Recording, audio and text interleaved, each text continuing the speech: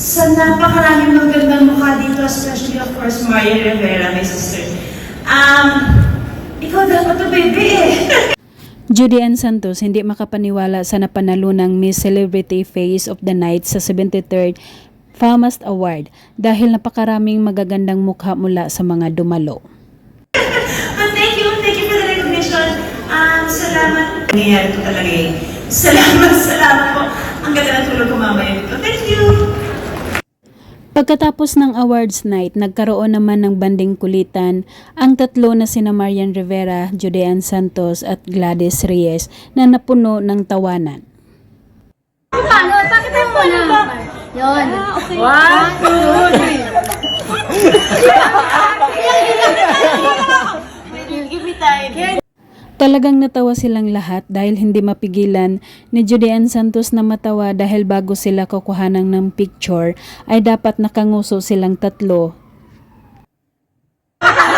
So, pula-pula ang lips ko. Diretso pumasok si Ma'am Mimi Almera. Gen Z. Yung pala. Alam yung mga ano ba?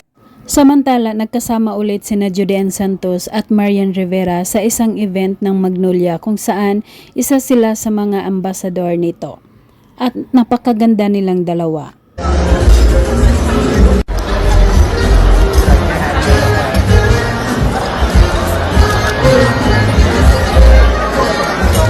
Mapapawaw ka sa kanilang kasuotan na mala Filipiniana style ang kanilang suot.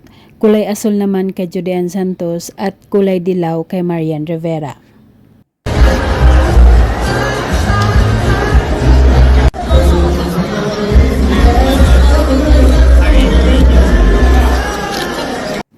Lutang ang kagandahan ng isang Judy Ann Santos, talagang walang kakupas-kupas habang nakaupo ito sa lamisa at nakipagtsikahan sa mga kaharap niya at panay ang ngiti nito.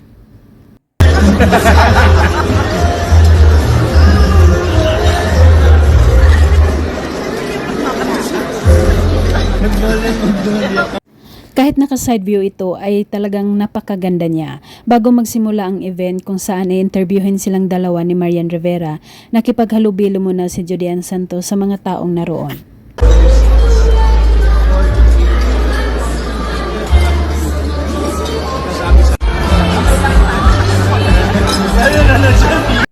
Ayon pa kay Judy Ann Santos sa pag-uumpisa ng programa, lagi niyang ginagamit ang Magnolia sa paghahanda ng mga pagkain para sa kanyang mag-ama, lalo na kay Lucho tuwing may laro ito.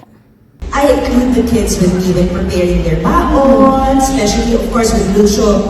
Pag may football game siya, I love making food for everyone. Mahilig kasi